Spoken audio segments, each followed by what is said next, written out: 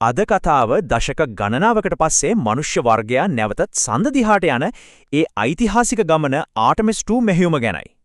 හිතන්නකෝ අවුරුදු 53ක් දශක 5කටත් වඩා වැඩි කාලයකට පස්සේ ඒ කියන්නේ ඇපොලෝ 17 මෙහෙයවීමෙන් පස්සේ පළවෙනි වතාවට තමයි ගගනගාමීන් පිරිසක් සඳ දිහාට යන ගමනක් පටන් ගන්නෙ. හොඳයි මේ මුළු සිදුවීමම හරියට තේරුම් ගන්න අපි බලමු මේකේ තියෙන වැදගත්කම මොකක්ද කවුද මේ ගමන යන පුරෝගාමී කණ්ඩායම මොකක්ද ඒගොල්ලන්ගේ දවස් 10 සැලැස්ම මේ තැනට එන්න ආපු දිගු ගමන ගැන සහ අන්තිමට ඒ තීරණාත්මක මොහොත ගැනත් අපි කතා කරමු. හරි එහෙනම් අපි මුලින්ම බලමු ඇයි මේ දියත් කිරීම මෙච්චරම ඓතිහාසික වෙන්නේ කියලා. අවුරුදු 53ක්. ඒ කියන්නේ මිනිස්සු අන්තිමට පෘථිවියේ පහළ කක්ෂයෙන් එහාට ගැඹුරු අභ්‍යවකාශයට ගිහින් දශක 5ටත් වඩා වැඩි කාලයක්. මේක ඇත්තටම පරම්පරාගානක පරතරයක්. දැන් මේකේ තියෙන හරිම සිත් ගන්නාසුළු කාරණයක් තමයි මේ දැවන්ත ගමනට තෝරාගත්තු කණ්ඩායම. මෙන්න මේ 4 දෙනා තමයි ඒ. මේක අභ්‍යවකාශ ගවේෂණයේ අලුත්ම යුගයක් සනිටුහන් කරනවා. මොකද පළවෙනි වතාවට කාන්තාවක් සහ කළු ජාතියකෙක් සඳ දිහාට යන මෙහෙයුමකට එකතු වෙනවා. ඒ විතරක් නෙවෙයි කැනඩාවෙන් ගගනගාමියෙකුත් මේ ඓතිහාසික ගමනට හවුල් වෙනවා.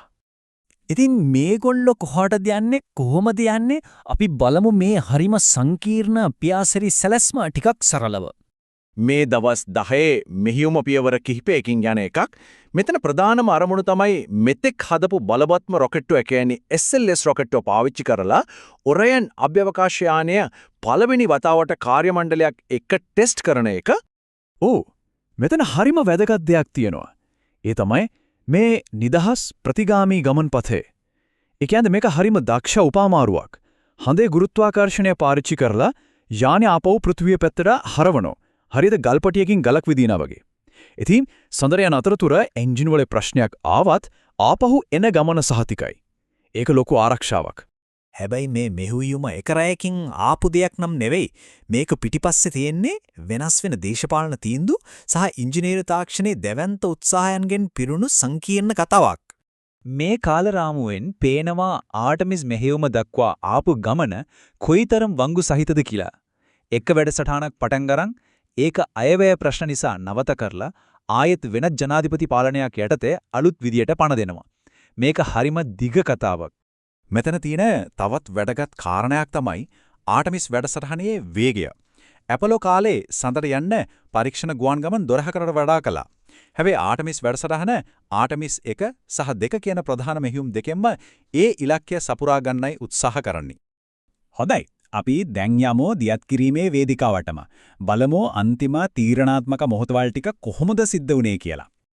මිනිත්තු 10. ඒ කියන්නේ දියත් කිරීමට මිනිත්තු 10කට කලින් හරිම තීරණාත්මක පාලන හුවමාරුවක් සිද්ධ වෙනවා. ඒ කියන්නේ පොළොවේ තියෙන පරිගණක පද්ධතිය කියන්නේ GLS එක පාලනීය සම්පූර්ණයෙන්ම රොකට්ටුව ඇතුළේම තියෙන පරිගණක පද්ධතියට ALS එකට බාර දෙනවා. එතනින් දැන් රොකට්ටුව තනියම තමයි වැඩේ කරගන්නේ. හැබැයි මුළු ලෝකයක් බලාගෙන ඉද්දී ඔන්න ඔය මිනිත්තු 10 වෙලාවේ කවුන්ට්ඩවුන් එක එකපාරටම නතර වුණා. ඒක සැලසුම් කරපු දෙයක් නෙවෙයි. දියත් කිරීමේ කණ්ඩායම හරිම ඉක්මනට ප්‍රශ්නේ මොකක්ද කියලා හොයාගත්තා. ඒක වෙලා තියෙන්නේ උපකරණයක දෝෂයක් නිසා වැරදි දත්තයක් පෙන්නපු එකක් මිසක් යානයේ දෘඩාංගවල ඇත්ත ප්‍රශ්නයක් නෙවෙයි. ඉතින් හරිම දක්ෂ විදියට ඒ ප්‍රශ්නෙත් निराකරණය කරලා කණ්ඩායම දියත් කිරීමට අවසාන ගෝ අවසරය දුන්නා.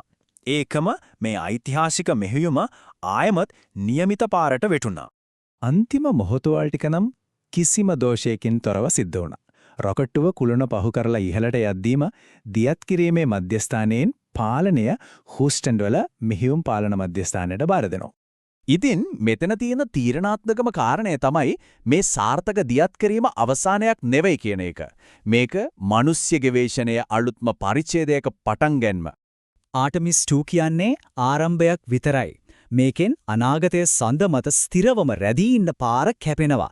ඉතින් මේ නව පරම්පරාවේ ගවේෂකයන් අපි හැමෝටම තව මොන වගේ අලුත් දොරටු විවෘත කරයිද?